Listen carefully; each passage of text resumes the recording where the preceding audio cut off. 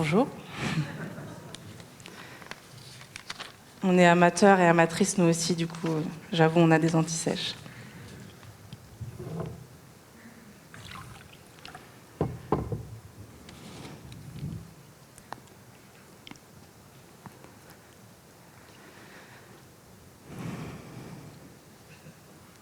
Me présenter est un manège. Je m'appelle Joséphine Amad Reynaud. J'ai un nom de famille mozambicain et un nom de famille canadien. J'ai un passeport suédois et un permis français. Mes frères habitent Londres et Barcelone. Mes parents, eux, préparent leur retraite à Lisbonne. Et moi, quand je suis partie rejoindre mon amoureux, c'était jusqu'à Mexico. Dépasser les frontières, ça me connaît. Et avec une histoire pareille, j'étais bien fléchée pour m'occuper de solidarité. En prime, je suis née en 1992. C'est le sommet de la Terre à Rio. J'ai le même âge que les négociations internationales sur le climat.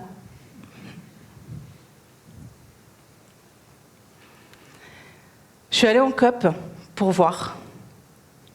La COP 21 à Paris, c'était la première. Elle était chargée en bonnes énergies civiles, en motivation politique.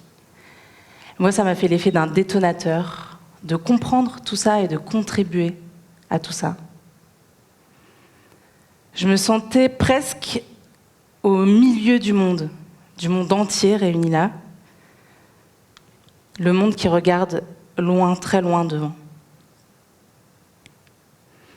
La COP 22 à Marrakech, l'année d'après, ça faisait un peu loin depuis le Mexique. Je me suis abstenue.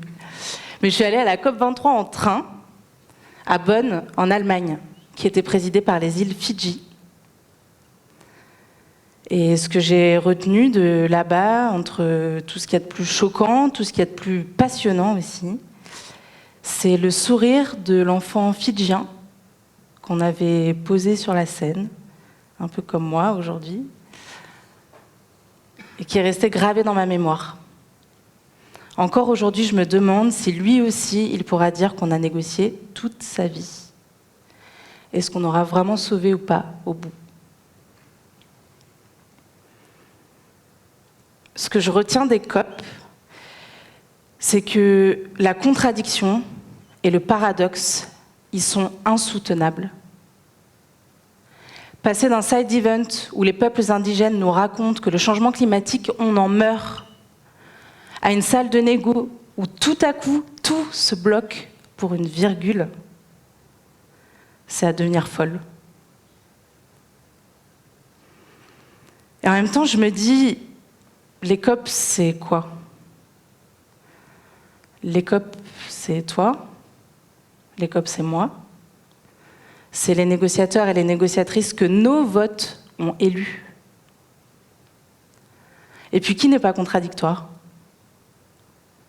Comment on arbitre avec nos propres envies paradoxales? Comment on oriente tout ça dans le bon sens? Est-ce que c'est seulement possible? En COP, je suis devenue folle, de rage, mais aussi d'espoir. Folle d'empathie. Parce que c'est l'empathie qui provoque, qui déclenche l'action climatique, j'en suis persuadée. Je suis sûre que c'est dans l'humain que tout se joue. Que c'est en se projetant dans la situation de l'autre, dans ses émotions, ses attentes, ses désirs, ses paradoxes, qu'on peut espérer faire bouger les choses. Avoir envie d'agir, avoir même le devoir d'agir. Je crois profondément que partout, en criant justice, on murmure amour.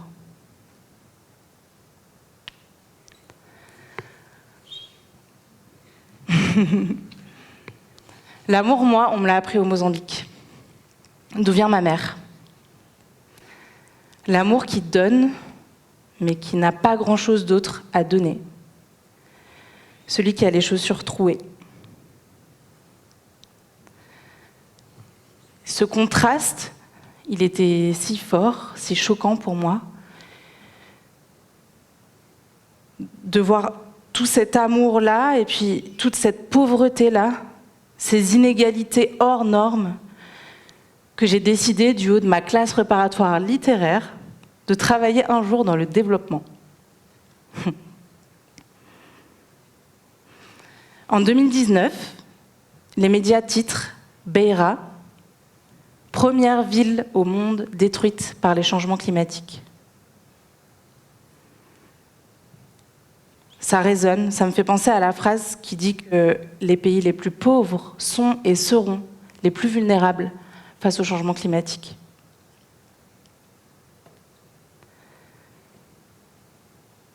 Ça me conforte dans une idée qui m'a sauté aux yeux entre-temps.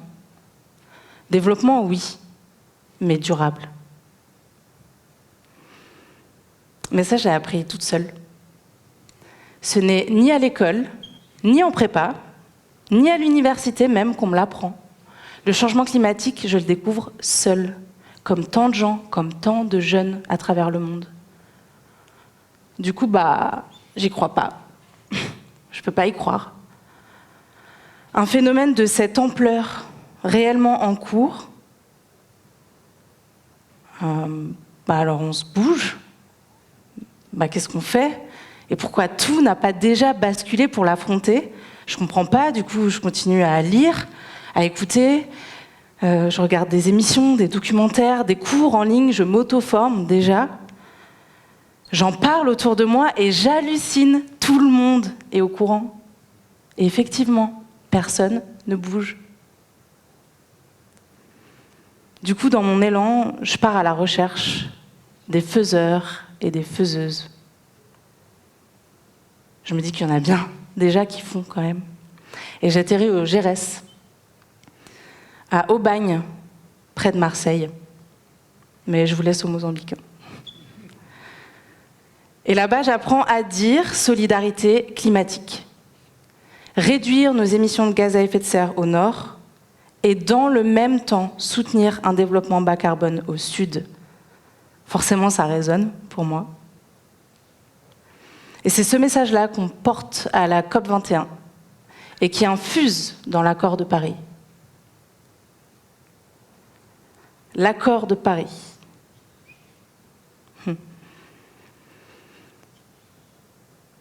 Ce que j'en vois, moi, de cet accord, c'est qu'on commence à regarder au fond du gouffre qui nous guette, qu'on commence à avoir peur, et que du coup, on détourne facilement les yeux. Mais la jeunesse, elle, on lui a intimé de regarder au fond, pour éviter qu'on y sombre tous et toutes, de prendre ce fardeau. Alors j'ai regardé. C'était pas drôle. J'ai vu qu'il y avait déjà des vies sacrifiées. J'ai vu que les arbres ne savent toujours pas ramper. J'ai vu qu'on a perdu du temps. Beaucoup, beaucoup de temps.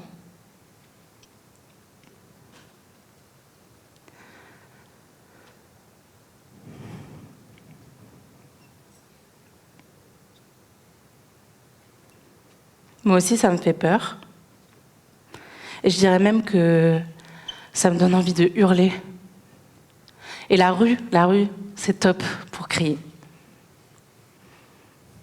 C'est les premières manifs, mes premières manifs, les grosses manifs pour le climat. Depuis 2019, on n'a jamais autant manifesté pour le climat, et partout dans le monde. En septembre, en octobre, on est en t-shirt dans la rue. Et à Lille, je me souviens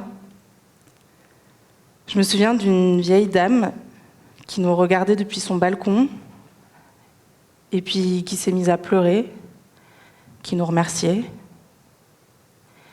Et toute la rue s'est retournée, on l'a acclamée. On a posé comme elle la main sur notre cœur. Et je me suis dit que c'était la plus belle image de l'intergénérationnel, que ça se confond en tendresse.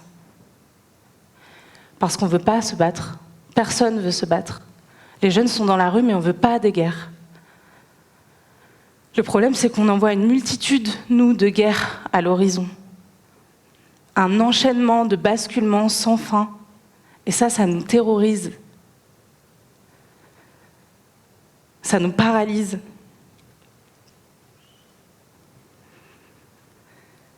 C'est ça, en fait, le problème de l'éco-anxiété. C'est l'angoisse, ok, c'est l'angoisse, mais c'est la paralysie surtout. C'est ce qui nous empêche de bouger. L'éco-anxiété, c'est regarder le monde qui s'éteint. C'est manger, voir et toucher le disparu. Le papillon, le chocolat, la mer qu'on n'aura plus.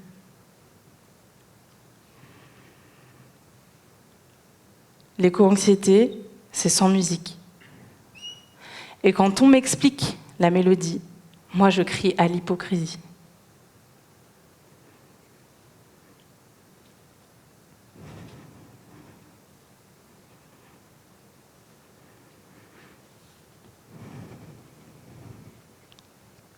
C'était un extrait d'un de mes textes. Parce que c'est ça que je voulais faire, moi, à la base. Écrire.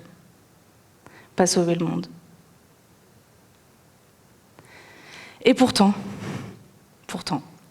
je rencontre tant de lumière sur mon chemin pour le sauver, ce beau monde et sa belle nature. Tant d'énergie, tant d'empathie, tant de joie, que je me sens à ma place, en fait. Je me sens bien là-bas, là où on s'assemble. Et ce qui m'impressionne le plus, c'est les jeunes, ces mêmes jeunes meurtris d'angoisse, d'effondrement, qui se bougent, mais qui se bougent à toute vitesse, qui font tout déjà, et tout en même temps. Qu'on soit sollicité ou pas, on fait du politique. On fait de la recherche sur des sujets qu'on n'ose même pas aborder. Le genre et le changement climatique, vous y avez déjà pensé ? Ben nous, oui. On fait de la mobilisation aussi. Dans les écoles, ouais, dans les écoles. Mais en fait, on va aussi dans les ministères. On va réformer les programmes scolaires. On va jusqu'en COP, on va parler à l'ONU. Moi, je ne savais pas tout ça. Puis je crois que vous ne pouvez pas imaginer. En 1 an et demi, chez Climate, qui est une association climat, par et pour les jeunes, je découvre à quel rythme on peut apprendre en faisant. C'est un rythme déjanté. J'ai pas dormi, je crois, pendant 2 ans. Je me forme à toute vitesse et immédiatement, je forme à mon tour. On parle d'empowerment. Sur les enjeux climat, sur les enjeux énergie, sur les négociations internationales. J'anime des simulations de COP. Dans les vrais COP, alors que la Pologne bloque les négos, on organise une action pour les droits de l'homme sur du Bob Marley. On participe à tous les sommets possibles. On va à Agadir, à Abidjan, à Paris, à Nancy, à Bonn, à Bruxelles. Nous, on organise notre propre sommet international à Vienne, où on vient d'ouvrir une branche. Un beau matin, on appelle l'Élysée. Qui a déjà appelé le standard de l'Élysée pour faire labelliser un événement au One Planet Summit, la première édition, parce qu'on trouve ça indécent que la jeunesse n'y soit pas représentée. Ça marche. On plaide même pour l'intégration du climat et de la biodiversité dans l'article 1 de la Constitution française. Vous me croyez maintenant ? Imaginez ce qu'on ferait, nous, si on avait 20 ans servis sur un plateau. 20 ans de négo, 20 ans d'action.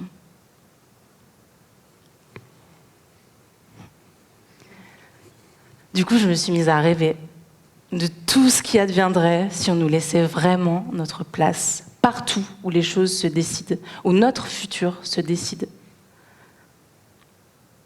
Je me disais que les négociateurs et les négociatrices devraient négocier avec leurs enfants assis en face.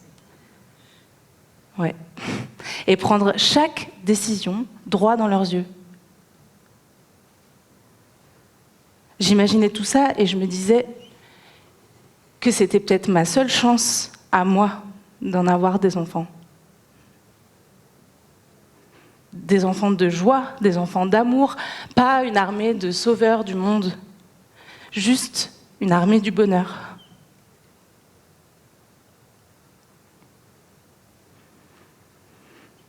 Je rêve d'une politique d'enfants, lumineuse, d'une politique qui crie, mais d'une politique aussi qui pleure, qui rit, d'une politique sans tabou, sans ralenti. Et j'annonce, fini les acronymes. Place à la tendresse. Je rêvais qu'en COP, les Conference of Parties, on transforme tout ça en DOP, les Drawings of Parties. Et que de toutes ces nuances de gris, on ferait des artifices de couleurs. Que chacun, chacune, pourrait dessiner sa propre copie et que chacune serait légitime, ambitieuse, car créative. Qu'on pourrait colorier et recolorier les uns les unes sur les autres, que ça ferait une magnifique œuvre commune. Que chacun, chacune aurait son rôle à jouer. Un rôle qu'on aurait envie de jouer. Moi, mon rôle, ce serait d'écrire. Et puis de danser aussi. J'adore danser. Et partout où j'ai engagé la danse, j'ai vu les frontières s'effondrer. J'ai vu des engagements forts, des engagements de fer qui devenaient fleurs. J'ai vu des couleurs. J'ai vu les dopes prendre forme, prendre vie.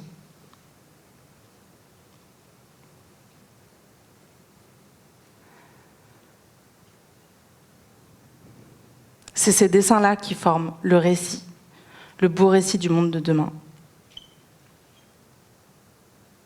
Alors vous me direz, tout ça c'est des rêves, c'est bien de rêver, ça forge la motivation, ça forge la détermination. Mais bon, moi aussi on me ramène à la réalité. Et souvent on me demande, mais Joséphine, t'y crois toi aux 2 degrés ?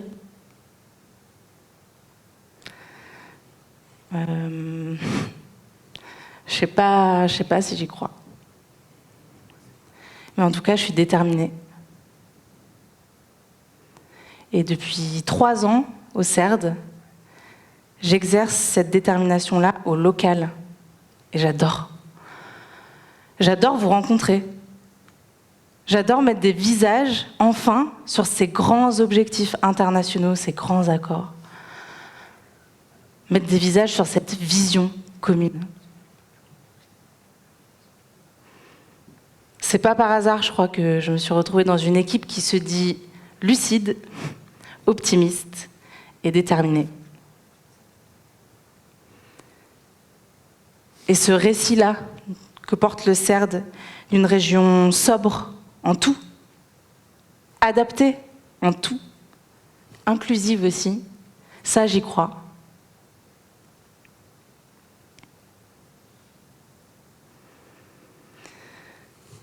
J'ai 29 ans.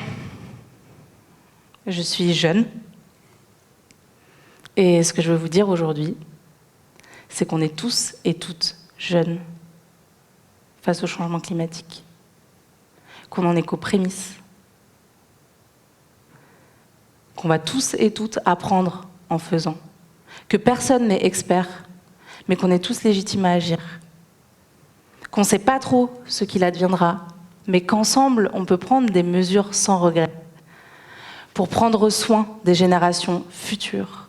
Nous, on est la génération présente, celle qui peut agir. C'est pour ça qu'il faut être radical.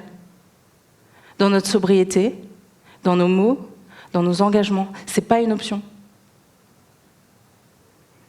La génération future, en fait, c'est la génération à naître, les humains qui viennent. C'est la nature aussi telle qu'on la connaît et telle qu'on l'aime.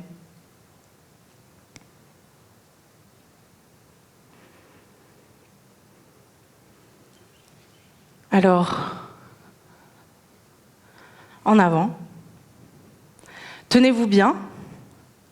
Aimez-vous bien. Parce qu'il faut de la dynamite émotionnelle pour refleurir en pagaille, pour colorier les arbres. Moi, je dis que c'est le printemps des âmes.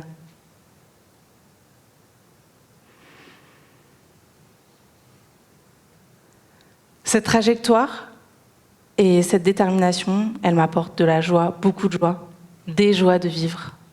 Et c'est cette même joie que je lis dans le regard des faiseurs et des faiseuses. C'est celle-là qui nous rend complices du plus beau dessin. Alors, à vos papiers, à vos crayons, vous dessinerez quoi, vous, du beau monde qui vient ? Merci.